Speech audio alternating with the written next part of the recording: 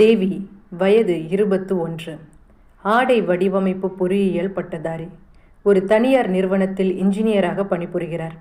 வீட்டிற்கு ஒரே பெண். முத்து, வயது 26, ஒரு தனியார் நிறுவனத்தில் கணக்காளராக பணிபுரிகிறார். தேவி மற்றும் முத்து இருவருக்கும் 18/2/2000 புதன்கிழமை அன்று திருமணம் நடந்தது. திருமணம் முடிந்த நாளில் இருந்து இருவருக்கும் இடையிலான தாம்பத்திய உறவு என்பது எந்த ஒரு இடையூறும் இன்றி சுமூகமாகவே தான் இருந்தது. திருமணம் முடிந்து 2 வருடங்களுக்கு பிறகு தேவிக்கு ஒரு பெண் குழந்தை பிறந்தது. தேவியின் மாமனார் கண்ணன் எதற்கெடுத்தாலும் மருமகளை குற்றம் சொல்லிக்கொண்டே இருப்பார். சரியான சிடுமூஞ்சி. மாமியார் பருவதம், வாயில்லா பூச்சி. மருமகளுக்கு அனைத்து விதத்திலும் உறுதுணையாக இருப்பவள். அன்று ஒரு நாள் மாமனார், கண்ணன், இந்த சாப்பாடெல்லாம் யார் பண்ணது? நான் தான் மாமா. சாப்பாடு என்ன இப்படி ஆறி போயிருக்கு? நான் சூடாக மட்டும்தான் சாப்பிடுவேன். என் பொண்டாட்டி எங்க? அத்தைக்கு தலைவலி என்று ரூமில் படுத்திருக்காங்க. அதனால தான் நான் சமைச்சேன். உன்னை யார் இந்த வேலையெல்லாம் பார்க்க சொன்னது? எனக்கு சூடாக இருந்தால் மட்டும்தான் சாப்பிட முடியும். பருவதம், பருவதம் என்று பருவதத்தை அழைக்க வெளியே வந்த பருவதம், என்னங்க, என்னாச்சு? ஒரு நாளைக்கு 2 வேளை தான் நான் சாப்பிடுவேன். அதை கூட உன்னால் உருப்படியாக செய்ய முடியாதா? இப்படி குளிர்ந்த சாப்பாடு சாப்பிட்டு சீக்கிரத்தில் மேலே போய் நான் சேரணுமா? இல்லைங்க, ரொம்ப தலைவலியாக இருந்தது. அதனால தான் இன்னைக்கு மருமக சமைக்கிறேன்னு சொன்னா. அவளும் கல்யாணம் பண்ணி 2 வருஷம் ஆச்சு. அவளுக்கு சமையல் தெரியாமையா இருக்கும். அந்த எண்ணத்தில் தான் சரி என்று சொன்னேன். இங்கே பாரு, எனக்கு சாப்பாடு சூடாக இருக்கணும். என்னால் இந்த சாப்பாடெல்லாம் சாப்பிட முடியாது.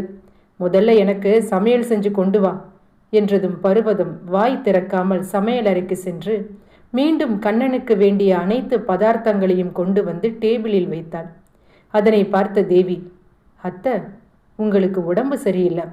இந்த நேரத்தில் மாமா ஏன் உங்களை இப்படி எடுத்தெறிஞ்சு பேசுகிறாரு?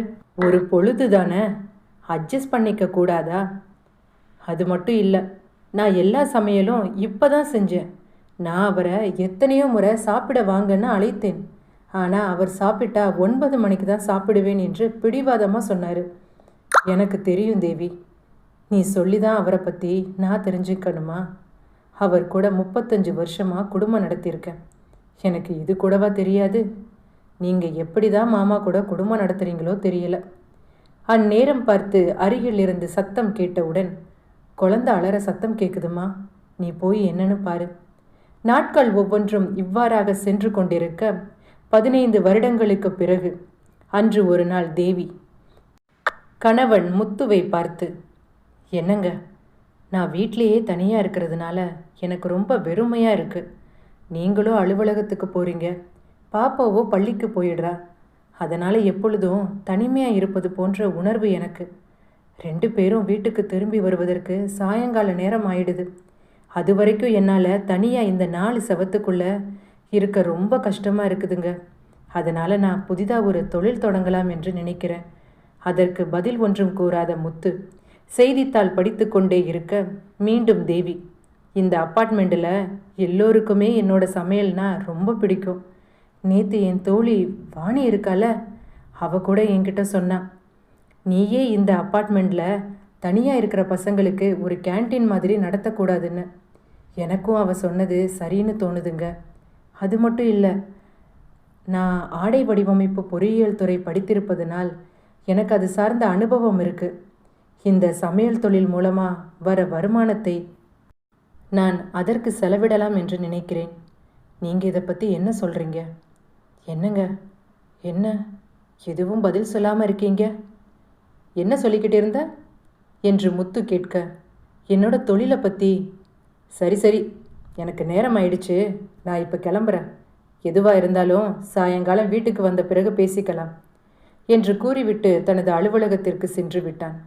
அவளது நினைவுகளில், நாம் அவ்வளவு நேரம் நம்மளோட கஷ்டத்தை சொல்ல, ஆனால் அதை காது கொடுத்து கூட கேட்க அவருக்கு மனமில்லையா என்று ஜன்னல் கம்பியை பிடித்தபடி வெளியே பார்த்து கொண்டிருந்தாள்.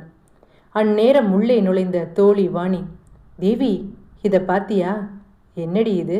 நான் உங்ககிட்ட சொல்லியிருந்தேன்ல, என்னோட கணவர் துபாய்க்கு போகிறாருன்னு. அதுக்கு என்ன இப்போ? எனக்கு ரொம்ப நாளாக துபாய் நகை போடணும்னு ரொம்ப ஆசை. அது என் கணவர்கிட்ட அடிக்கடி சொல்லிக்கிட்டே இருப்பேன். அதனால் அவர் இந்த முறை என்னுடைய கணவன் எனக்கு துபாயில் இருந்து இந்த வளையலை வாங்கிட்டு வந்திருக்காரு. நல்லா இருக்கா தேவி? ரொம்ப நல்லா இருக்கு வாணி. உன்னுடைய கைக்கு இது ரொம்ப அழகாக இருக்கும். ஆமாம், நீ புதுசாக ஆரம்பிக்க போகிற தொழில் பற்றி உன் கணவர்கிட்ட பேசணும்னு சொன்னியே, பேசினியா என்று கேட்க, அதற்கு வாணி, இல்லை, அவரே பாவம் ராத்திரி 9 மணிக்கு தான் வீட்டுக்கு வராரு.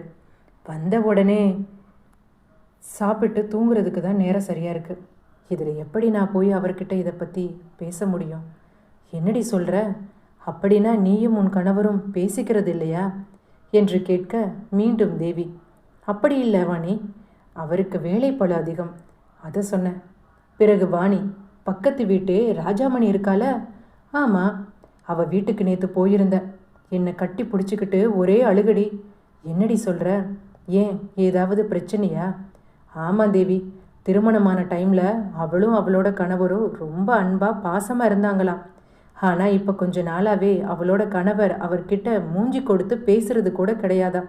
அது மட்டும் இல்லை, வீட்டுக்கு லேட்டாக தான் வருவாராம், காலையில் சீக்கிரமாகவே கிளம்பி போயிடுவாராம்.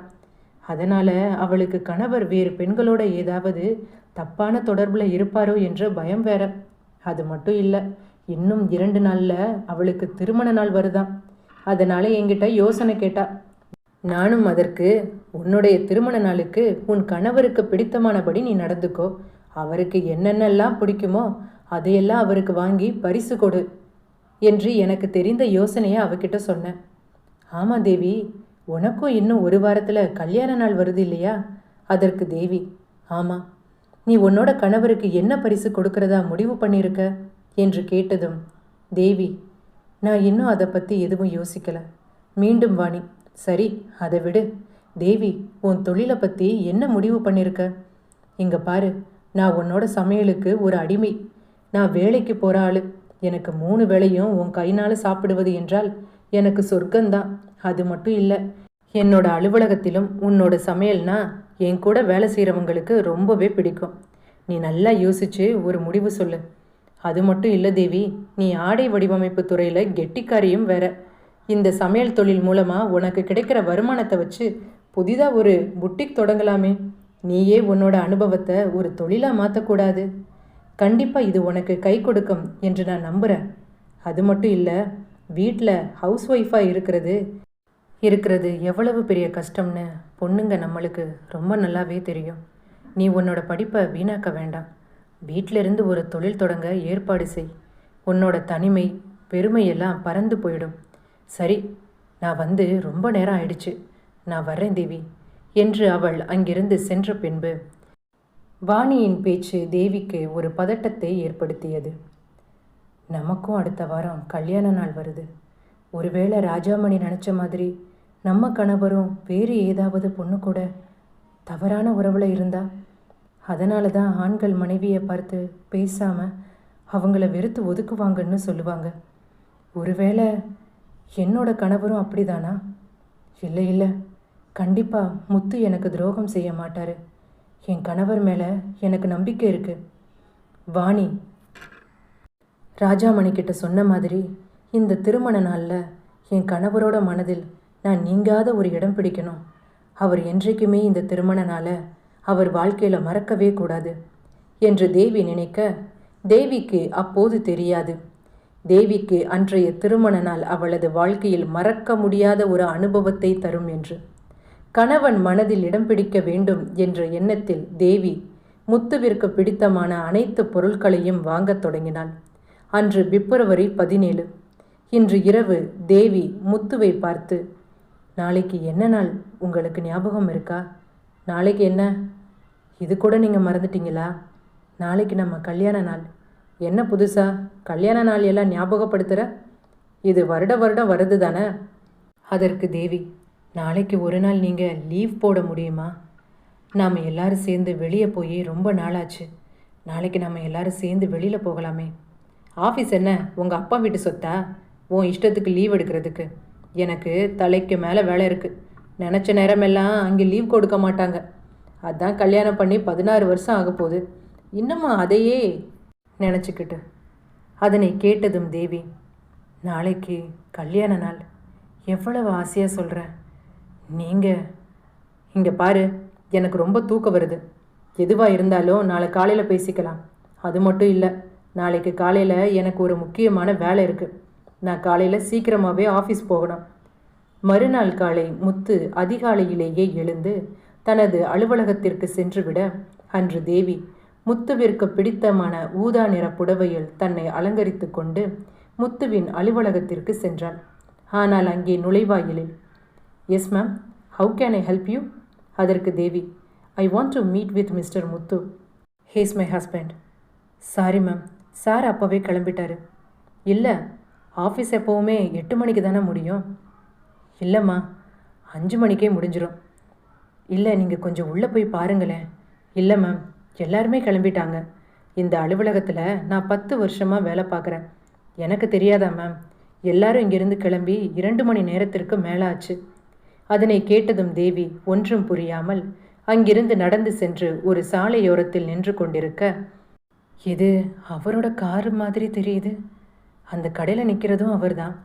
அவர் கூட யாரோ ஒரு பொண்ணு, யாரா இருக்கும் என்று யோசிப்பதற்குள் முத்து அந்த பெண்ணுடன் சேர்ந்து தனது காரில் சென்றுவிட, தேவி அருகில் உள்ள ஒரு ஆட்டோவில் ஏறி, தம்பி, அந்த காரை கொஞ்சம் ஃபாலோ பண்ணுப்பா, நிறுத்துப்பா நிறுத்துப்பா, இங்கே தான். முத்து அந்த பெண்ணை தன்னுடன் அழைத்து கொண்டு ஒரு ஹோட்டலுக்குள் செல்ல, அதனை பார்த்த தேவி, இது என்னோட கணவர். இப்போதான் கொஞ்ச நேரத்துக்கு முன்பு உங்கள் ஹோட்டலுக்குள்ளே அவர் வர்றதை பார்த்தேன். அவர் இப்போ எந்த ரூமில் தங்கியிருக்கார் என்று எனக்கு கொஞ்சம் சொல்ல முடியுமா மேடம் என்று கேட்க, அதற்கு அந்த பெண், எங்களோட கஸ்டமர் பேரெல்லாம் நாங்கள் யாருக்கும் தெரியப்படுத்தக்கூடாது மேம். இல்லை, நான் அவரோட மனைவி. இப்போதான் கொஞ்ச நேரத்துக்கு முன்பு என் கணவர் ஒரு பொண்ணு கூட இந்த ஹோட்டலுக்குள்ளே நுழைவதை நான் பார்த்தேன். ப்ளீஸ், எனக்காக அவங்க எந்த ரூமில் இருக்காங்கன்னு கொஞ்சம் சொல்ல முடியுமா மேடம்? சொன்னால் புரிஞ்சுக்கோங்க. வர்றவங்க போகிறவங்க கிட்ட எல்லாம் எங்கள் கஸ்டமர் பற்றிய டீட்டெயிலை எங்களால் கொடுக்க முடியாது. அதையும் மீறி நான் கொடுத்தா என் வேலைக்கு தான் பிரச்சனையாகும். சொன்னால் புரிஞ்சுக்கோங்க. முதல்ல இங்கேருந்து கிளம்புங்க. அங்கு நடப்பதை பார்த்து கொண்டிருந்த மற்றொரு பெண்மணி, என்ன ஆச்சு? இங்கே பாருங்கள் மேடம், இவங்க கொஞ்சம் கூட புரிஞ்சுக்கவே மாட்டேங்கிறாங்க. இங்கே நடக்கிறது எல்லாம் நான் பார்த்துக்கிட்டு தான் இருந்தேன்.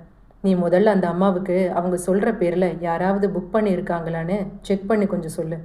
மேம் என்றதும், நான் சொல்கிறேன்ல, முதல்ல அதை செக் பண்ணி சொல்லு. 102 மேடம்.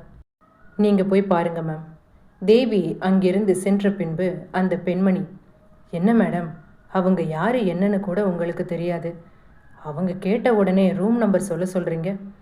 அந்த பொண்ணோட கண்ணில் பார்த்தியா, ஒரு பதட்டம், இழக்கக்கூடாத எதையோ இழந்துட்ட மாதிரியான ஒரு வெறுமை தெரியுது. அந்த பொண்ணு வேணும்னா எனக்கு யாருன்னு தெரியாமல் இருக்கலாம். ஆனால் அந்த பொண்ணோட மனநிலை பற்றி எனக்கு தெரியும். உனக்கு இதெல்லாம் சொன்னால் புரியாது. உனக்கு கல்யாணம் இப்போ தானே ஆயிருக்கு. 10 வருஷம் கழித்து நீயும் இது மாதிரி தான் தேடுவ. வேலையை பாரு. தேவி புலம்பியபடியே, அப்பா முருகா, கண்டிப்பாக அது என் புருஷனை இருக்கக்கூடாது என்று அந்த முருகனை பிரார்த்தனை செய்தபடியே அந்த அறையின் முன்பு நின்று கொண்டிருக்க, அறையின் உள்ளே இருந்து அவர்களது சத்தம் கேட்டுக்கொண்டே இருந்தது. தேவி, இப்போ இந்த கதவை எப்படி, உள்ளே இருக்கிறது அவங்க தானா இல்லையான்னு நான் இப்போ எப்படி தெரிஞ்சுக்கிறது? ஒருவேளை அது அவராக இருந்தா, நான் பார்த்தது மட்டும் அவருக்கு தெரிஞ்சிருச்சுன்னா என்ன பண்ணுறது? எனக்கு ஒன்றுமே புரியலையே. சரி, நம்ம கதவை தட்டிட்டு அந்த சுவர் பக்கமாக மறைவாக நின்றுக்கலாம். கண்டிப்பாக யாராவது ஒருத்தர் அந்த அறையிலிருந்து வெளியே வந்து தானே ஆகணும். கண்டிப்பாக அப்போது தெரிஞ்சிடும். தேவி கதவை தட்ட தயங்கி கொண்டிருக்க, முகம் தெரியாத அந்த ஹோட்டலில் இருந்த அந்த பெண்மணி, என்ன மேடம், கதவை எப்படி தட்டுவதுன்னு யோசிக்கிறீங்களா? ஆமாம். இல்லை, உங்கள் சூழ்நிலை எனக்கு புரியுது. நீங்கள் அந்த சுவற்றின் பக்கமாக மறைவாக நில்லுங்க. நான் கதவை தட்டிய உடனே வருவது உங்கள் கணவரான்னு பார்த்து தெரிஞ்சுக்கோங்க. ரொம்ப நன்றி மேடம். என் கணவராக இருக்காது, அவர் எனக்கு துரோகம் பண்ண மாட்டார். உங்கள் மனநிலை எனக்கு புரியுது. நீங்கள் போங்க, மறைவாக போய் நில்லுங்க. உடனே அந்த பெண் கதவை பலமாக தட்ட சத்தம் கேட்டு அறையில் இருந்து வெளியே வந்த முத்து மற்றும் முத்துவின் கள்ளக்காதலி, என்ன வேணும்? சார், உங்களுக்கு வேற ஏதாவது ஹெல்ப் வேணுமா? கேட்குறதுக்காக வந்தோம். ஏதாவது தேவை இருந்தா நாங்களே கால் பண்ணுறோம். இப்போ நீங்கள் கிளம்பலாம். Sir 1 minute. சொல்லுங்கள், என்ன வேணும்? இல்லை, இந்த ஹோட்டலில் வர்றவங்க எல்லாருடைய லிஸ்ட்டையும் நாங்கள் எடுப்போம். அது மட்டும் இல்லை, உங்கள் பேரை கொடுத்த நீங்கள் இந்த பெண்மணி உங்கள் மனைவியான்னு சொல்ல மறந்துட்டீங்க. அதை உறுதிப்படுத்திட்டு போகலாம் என்று தான் நான் இப்போ இங்கே வந்தோம். இவங்க உங்கள் மனைவி தானே என்று கேட்க அதற்கு முத்து ஆமாம் என்று பதிலளித்தான். இன்று எனக்கு திருமண நாள். அதற்காக என் மனைவிக்கு ஒரு பரிசு கொடுக்கணும்னு நினச்சேன். அதற்காக தான் இந்த ஹோட்டலுக்கு அழைச்சிட்டு வந்தேன். Okay sir, sorry for the disturbance என்று சொல்லிவிட்டு அந்த பெண்மணி அங்கிருந்து செல்ல, அங்கு நடப்பது அனைத்தையும் பார்த்து கொண்டிருந்த தேவி சுவற்றில் சாய்ந்து அழத் தொடங்க, அதனை பார்த்த அந்த பெண்மணி, என்ன மேடம், அது உங்கள் கணவரா? நீங்கள் நொறுங்கி போயிருக்கிறத பார்த்தா கண்டிப்பாக அது உங்கள் கணவர் தான்.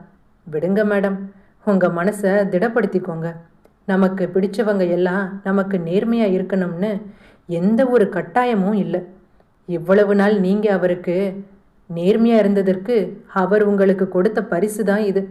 இனிமேலாவது உங்கள் வாழ்க்கையை வாழ பாருங்க மேடம் என்று சொல்லிவிட்டு அந்த பெண் அங்கிருந்து சென்றுவிட, தேவி சுவற்றில் சாய்ந்தபடி, வாணி சொன்னது மாதிரியே நடந்து போச்சு. நான் ரொம்ப பெரிய சாமர்த்தியசாலின்னு நினச்சேன். கணவருக்கு பிடிச்சதெல்லாம் பார்த்து பார்த்து சமைச்சு கொடுத்தா அவருக்கு என்னை ரொம்ப பிடிக்கும்னு நினச்சேன். ஆனால் அது எவ்வளவு பெரிய முட்டாள்தனம்னு இப்போ தான் எனக்கு தெரியுது. அப்படி என்ன நான் அவருக்கு குறை வச்சேன்? என்னை விட்டுட்டு இன்னொரு பொண்ணு கூட, அதுவும் என் கல்யாண நாள். இதுக்கு மேலே நான் உயிரோடு இருக்கணுமா? இனிமே எனக்கு இந்த உயிர் வேணுமா என்று சாக துணிந்த தேவி பரதேசி கோலமாக சாலையில் நடந்து செல்ல, தேவிக்கு அங்கே ஒரு ரயில் நிலையம் வந்தவுடன் ரயிலில் விழுந்து சாகலாம் என்று முடிவு செய்ய, அந்நேரம் பார்த்து அவளது மகள் சாந்தி, அம்மா எங்கே போனீங்க? நான் வீட்டுக்கு வந்து ரொம்ப நேரம் ஆச்சு. அப்பார்ட்மெண்ட்டில் எல்லார் வீட்லேயும் கரண்ட் இருக்குது. இன்றைக்கி என்னன்னு தெரியல. நம்ம வீட்டில் திடீர்னு கரண்ட் வேற போயிடுச்சு. நான் பக்கத்து வீட்டு வாணி ஆண்டி வீட்டில் தான் இருக்கேன். நீ எப்போ வருவ? உடனே வாணி, தேவி நீ எங்கே இருக்க? நீ இந்த நேரம் வெளியே போக மாட்டியே. நீ எங்கே இருக்க? பதிலே கூறாத தேவி, தேவி நான் பேசுறது உனக்கு கேட்குதா? நீ எங்கே இருக்க என்று வாணி கேட்க, அதற்கு தேவி, நான் யாருக்கும் பாரமாக இருக்க விரும்பலை. நான் போகிறேன். உனக்கு என்ன ஆச்சு? ஏன் ஏதேதோ பேசுகிற? நீ இப்போது எங்கே இருக்க? அந்த நேரம் பார்த்து ரயிலின் சத்தம் கேட்க, வாணி தனது கணவனை அழைத்து கொண்டு தேவி இருக்கும் இடத்திற்கு உடனடியாக சென்றாள். அங்கே தேவி வாணியை பார்த்தவுடன் அவளை கட்டி பிடித்து கொண்டு, மோசம் போயிட்டேன் வாணி, நான் மோசம் போயிட்டேன் என்று கூற, ஒன்றும் புரியாத வாணி, என்ன பேசுகிற? உனக்கு என்ன ஆச்சு? ஏதாவது பிரச்சனையா? என் வாழ்க்கையே பிரச்சனையாயிடுச்சு. இனிமே நான் எதுக்கு உயிரோடு இருக்கணும் என்று கூற, வாணி, உனக்கு சாகிற அளவுக்கு அப்படி என்ன பிரச்சனை? நீ எப்போவுமே என்கிட்ட கேட்பியே, உனக்கு என்ன பிடிக்கும், உனக்கு என்ன பிடிக்காதுன்னு. கல்யாணம் பண்ண நாளில் இருந்து என் கணவருக்கு பிடிச்சதா சமைச்சேன், என் பிள்ளைக்கு பிடிச்சதா சமைச்சேன். அவங்க நல்லா இருக்கணும்னு என்னையே நான் மறந்தேன். அவங்களுக்காக என்னோட படிப்பை தொலைச்சேன். வேலைக்கு போனால் என் பிள்ளைய பார்த்துக்க நேரம் இருக்காதுன்னு கிடைச்ச வேலையை தூக்கி எறிஞ்சேன். ஆனால் இப்போது எனக்கு என்ன பிடிக்கும் என்ன பிடிக்காதுன்னு எனக்கு தெரியல வாணி என்று கூற, அதனை கேட்டதும் வாணி, நீ என்ன பேசுகிற? எனக்கு ஒன்றுமே புரியலையே. இன்னைக்கு எனக்கு கல்யாண நாள். என்னோட கணவருக்கு சர்ப்ரைஸ் கொடுக்கலாம் என்று அவரோட ஆஃபீஸ்க்கு போயிருந்தேன். ஆனால் அங்கே என்ன நடந்தது தெரியுமா? என் புருஷன் வேற ஒருத்தியோட கல்யாண நாள் கொண்டாடிக்கிட்டு இருக்காரு. ஒரு பெண்ணோட ஒரு கணவரை எந்த கோலத்தில் பார்க்கக்கூடாதோ அந்த கோலத்தில் இன்னைக்கு நான் பார்த்தேன். இதுக்கு மேலேயும் நான் உயிரோடு இருக்கணுமா? சொல்லு வாணி. அனைத்தையும் பொறுமையாக கேட்ட வாணிக்கு தேவிக்கு எப்படி ஆறுதல் சொல்லி புரிய வைப்பது என்று ஒன்றும் தெரியவில்லை. வாணியின் கணவர், வாணி முதல்ல நாம் இங்கிருந்து கிளம்பலாம். தேவியை நம்ம வீட்டுக்கு அழைச்சிட்டு போகலாம். பிறகு காரில் சென்று கொண்டிருக்கும் போது முத்து தேவிக்கு தொலைபேசியில் அழைக்க, தேவி உன் கணவர் தான், எடுத்து பேசு. இனிமே அவர் கூட பேசுறதுக்கு எனக்கு எதுவுமே இல்லை. அவர் முகத்தை பார்க்க கூட நான் விரும்பலை. அவள் சொன்னதை கேட்டவுடன் வாணியின் கணவன், வாணி நீ எடுத்து பேசு என்றதும் வாணி, ஹலோ நீங்கள் யார்? நான் வாணி. தேவி எங்க? இல்லை, அவள் ஃபோனை எங்கள் வீட்டில் மறந்து விட்டுட்டு போயிட்டா. கொஞ்சம் இருங்க. பரவாயில்ல பரவாயில்ல, எனக்கு இன்னும் ஒரு வாரத்தில் வெளியூரில் மீட்டிங் இருக்குது. இப்போ தான் எங்கள் பாஸ் எனக்கு ஃபோன் பண்ணி சொன்னார். நான் இப்போ உடனடியாக ஜெய்ப்பூர் போகணும். வர்றதுக்கு இன்னும் ஒரு வாரம் ஆகும். நீங்கள் தேவி கிட்ட சொல்லிடுங்க. அதனை கேட்டவுடன் தேவி, அவருக்கு மீட்டிங் 1 வாரம். யார் கூட தெரியுமா? புது பொண்டாட்டி கூட. இத்தனை வருஷமா நான் அவர் கூட குடும்பம் நடத்தியிருக்கேன். என் புருஷனை பற்றி எனக்கு தெரியும்னு அவரை ரொம்ப நம்பினேன். எந்த சூழ்நிலையிலும் அவர் எனக்கு துரோகம் பண்ண மாட்டாருன்னு நினச்சேன். ஆனால் இப்போ தான் புரியுது நான் எவ்வளவு பெரிய முட்டாளாக இருந்திருக்கேன்னு. இனிமே நான் யாருக்காக வாழணும்? அதனை கேட்டவுடன் வாணி, உன் கணவர் தான் உனக்கு துரோகம் பண்ணாரு. அதுக்கு நீ சாகணும்னு முடிவு செஞ்சிருந்தா நீ எடுத்த முடிவெல்லாம் சரிதான். ஆனால் உன் பொண்ணு உனக்கு என்ன துரோகம் பண்ணனா? அவளை ஒரு அனாதையாக இந்த உலகத்தில் தனியாக தவிக்க விட்டு போகிறதுக்கு. நீ செத்ததுக்கப்புறம் உன்னோட கணவர் அந்த பொண்ணு கூட ரொம்ப சந்தோஷமாக குடும்பம் நடத்துவார். உன் பொண்ணோட நிலைமை என்னவாகும்? நம்பினவங்க நம்மளை ஏமாத்தினா வலிக்கும். ஆனால் அதில் இருந்து நாம் வெளிவந்து வாழ்க்கையை வாழ்ந்து தான் ஆகணும். உலகத்தில் எல்லாருமே நமக்கு துரோகம் பண்ணுறதில்ல. நீ உன் பொண்ணுக்காக இனிமே உன்னோட வாழ்க்கையை தொடங்கு. உனக்கான வாழ்க்கையை நீ வாழு. புதுசாக தொழில் தொடங்கணும்னு நினச்ச, அதை ஆரம்பி. உன் கணவரை உன் மனசில் இருந்து தூக்கி எறி. நடக்க வேண்டியது எல்லாம் தன்னால் நடக்கும். உனக்கு நான் இருக்கேன். நீ எதை நினச்சும் கவலைப்படக்கூடாது. இன்னொரு முறை நீ சாகணுங்கிற முடிவு எடுக்க மாட்டேன்னு எனக்கு சத்தியம் பண்ணி கொடு தேவி. அதை கேட்டதும் தேவி, இந்த உலகமே என்னை கைவிட்டுருச்சுன்னு நினச்சேன். ஆனால் நீ என் மேலே இவ்வளவு உயிராக இருக்கியே. உனக்கு நான் என்ன கைமாறு பண்ண போகிறேன்? இது எல்லாம் நீ எனக்கு எதுக்காக பண்ணுற? ஏன்னா நான் உன் ஃப்ரெண்டு. மறுநாள் வாணி தேவியிடம், என்னோட அலுவலகத்தில் சமைக்க தெரியாத பசங்க ஒரு 10 பேர் இருக்காங்க.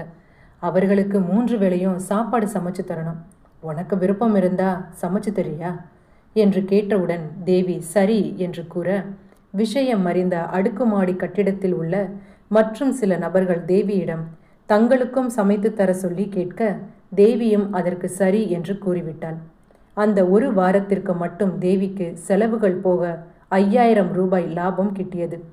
1 வாரத்திற்கு பிறகு வருவதாக சொல்லிவிட்டு சென்ற முத்து 2 வாரங்களுக்கு பின்பு வீடு திரும்பினார். 3 மாதங்களுக்கு பிறகு எப்பொழுதும் முத்துவிற்கு பிடித்தமானவற்றை மட்டுமே செய்து கொடுக்கும் தேவி அன்று எதுவும் செய்யாமல் அவளுக்கான வேலைகளை மட்டும் செய்து கொண்டிருப்பதை பார்த்த முத்துவிற்கு, என்ன இது, எப்பவுமே என்ன சாப்பிட்றீங்க, உங்களுக்கு என்ன பிடிக்கும், என்ன சமைக்கணும்னு அவ்வளவு கேள்வி கேட்பா. இன்னைக்கு எதுவும் கேட்காம அமைதியாக இருக்காளே. ஜெய்ப்பூர் ட்ரிப்பு எப்படி இருந்துச்சு, என்ன ஏதுன்னு ஒரு கேள்வி கூட கேட்கலையே என்று நினைத்தபடியே தேவியின் கைபேசியை எடுத்து சோதனை செய்ய தொடங்க, அதனை பார்த்த தேவி, அது என்னுடையது, அதை நீங்கள் ஏன் எடுக்கிறீங்க? நான் உன் புருஷன், நான் ஏன் அதை தொடக்கூடாதா?